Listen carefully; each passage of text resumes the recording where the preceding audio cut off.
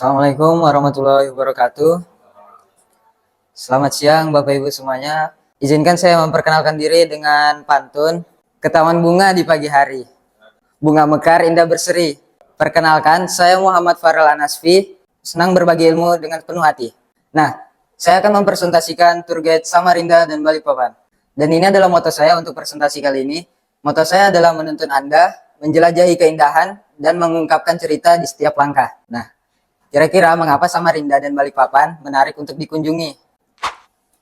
Samarinda, kota ini dikenal sebagai gerbang menuju kawasan hutan tropis Kalimantan yang masih alami. Lalu ada Balikpapan, kota ini merupakan pusat ekonomi dan industri, namun juga memiliki pesona tersendiri. Di sini ada beberapa objek wisata di Samarinda. Yang pertama ada Pulau Kumala. Nah, Pulau Kumala ini terletak di Tenggarong seberang dan termasuk dari kota Samarinda juga.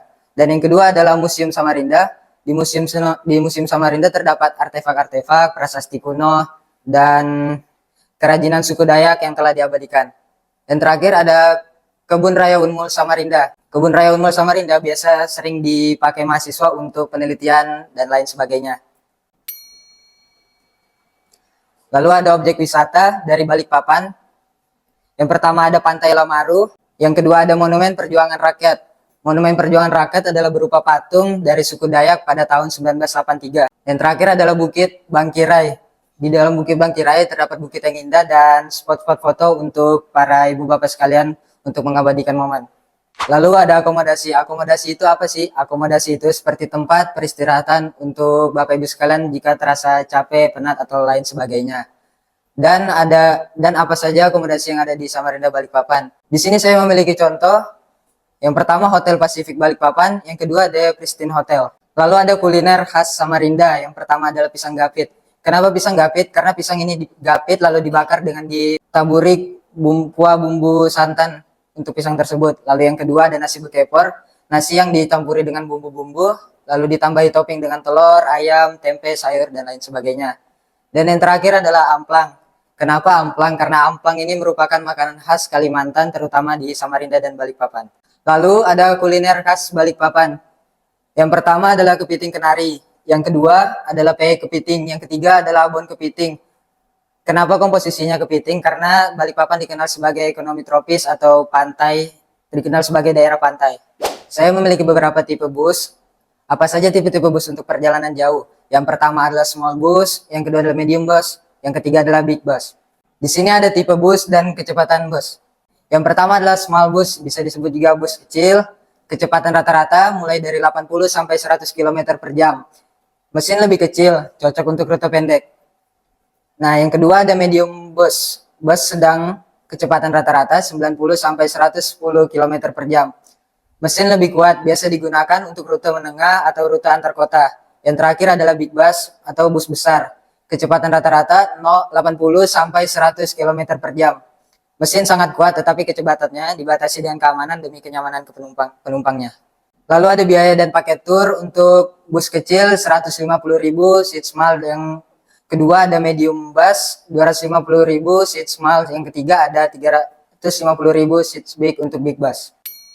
Waktu tempuh jarak sekitar 115 sampai 130 km. Rata-rata sekitar 3 jam hingga 4 jam. Kondisi lalu lintas padat biasa memakan waktu hingga 5 jam atau lebih, terutama saat jam sibuk atau pada saat jam kerja. Nah, saya memiliki beberapa tips dan wawasan. Yang pertama, berangkat pagi. Kenapa harus berangkat pagi? Karena untuk menghindari kemacetan pada jam sibuk atau jam kerja. Lalu yang kedua, pilih transportasi. Kenapa harus memilih transportasi? Karena memilih transportasi ini penting untuk kenyamanan penumpang Bapak Ibu sekalian. Yang ketiga, siapkan perlengkapan. Siapkan perlengkapan seperti baju-baju, makanan, obat-obatan, dan lain sebagainya untuk kebutuhan nanti. Nah, yang keempat, istirahat rest area. Kita memerlukan istirahat untuk menghilangkan penat, atau mungkin Bapak Ibu sekalian ada yang merasa capek, dan bagi yang muslim ingin beribadah. Yang kelima, nikmati pemandangan. Kita perlu menikmati pemandangan selama perjalanan. Atau kalau perlu, ibu bapak sekalian bisa menyewa fotografer atau videografer untuk mengabadikan momen tersebut. Yang terakhir adalah 6, cek cuaca. Cek cuaca sangat penting untuk tour guide ini, karena untuk mengetahui cuaca ibu dan bapak sekalian bisa membawa seperti jaket yang tebal atau payung. Kenapa harus membawa payung? Karena ketika hujan deras untuk menangkal hujan, dan kenapa harus membawa jaket yang tebal untuk menangkal teriknya matahari. Sekian itu saja dari saya. Terima kasih, selamat menikmati dan selamat datang di Balikpapan. Suara saya terdengar sampai ujung kan? Ya. Ya, oke.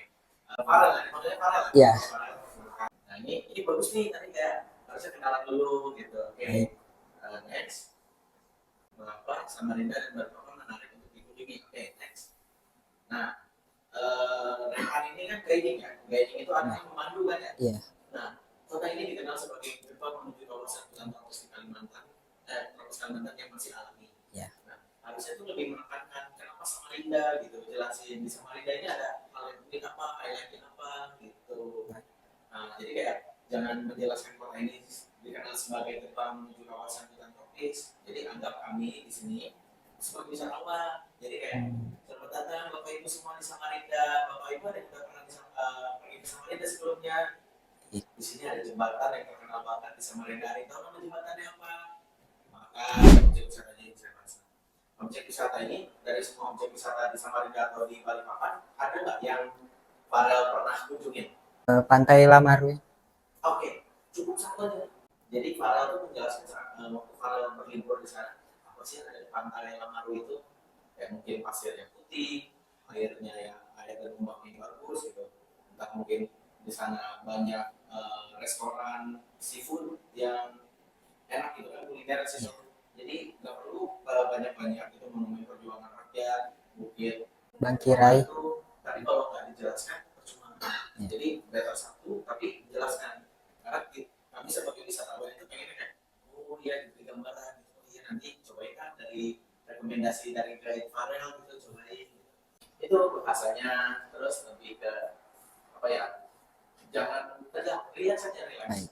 Gestur badannya nggak perlu dia di satu tempat, jadi kayak boleh jalan-jalan gitu kayak nggak perlu yang dia aku, tapi bahasanya menggunakan bahasa sopan tapi casual gitu. Kan kalau Farel kan berlibur kan sama kan bahasanya, kayak mungkin Farel pernah libur pakai travel agent gitu kan, kayak ada yang guiding gitu terkaitnya lebih bahasanya gimana kan, lebih mengajak ya. Ya itu aja bahasan dari saya, sisanya dari juri-juri lainnya. Manusia sudah di Farel ya? Iya. Ini pertama kali ya? Iya, pertama kali. Udah materinya udah bagus.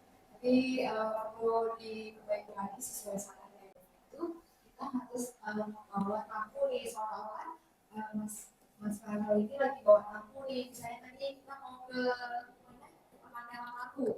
Nah, Farel nggak perlu ngejelasin harganya. Nah, biasanya itu kalau kita punya travel, kita nggak pernah buka harga ke pengunjung. Kalau udah di lapangan ya, kita nggak usah jelasin harga kursinya kita sendiri gitu. Kalau misalkan kita kan udah bayar di awal, jadi nggak perlu lagi dijelasin. Jangan menjelaskan wisata yang baru penandakan. Coba deh aku mau lihat yang pertama. Nah, nih contohnya nih ada Pantai Lamaru dan ada Bukit Bangkirai. Kenapa film Bukit Bangkirai? Apakah dari orang tua yang dari sana, adik atau Nyari referensi dari website. Oh, dari website. Lebih baiknya kita tidak langsung, karena hoax itu nggak cuma dari berita politik aja, tapi pariwisata itu juga banyak sekali berita-berita hoax pariwisata. Pernah saya temukan itu di website menjelaskan bahwa Labuan Cermin itu ada di Balikpapan. Sebenarnya Labuan itu ada di mana? Kalian tahu Labuan Cermin? Wisata Kurang tahu. Ya. Jadi wisata Labuan Cermin itu ada di nah itu fatal banget. Jangan sampai kita meneruskan berita hoax pariwisata. Kalau Bangkirai itu bagus, tapi aksesnya memang lebih jauh ya. Kalau kita dari pusat kota Samarinda ke sana itu lumayan membutuhkan waktu, dan akses masuk ke dalam juga jalannya belum terlalu bagus ya.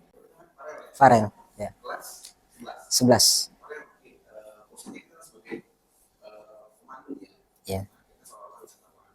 Sekarang saya mau coba tes dulu pertanyaan pengetahuan.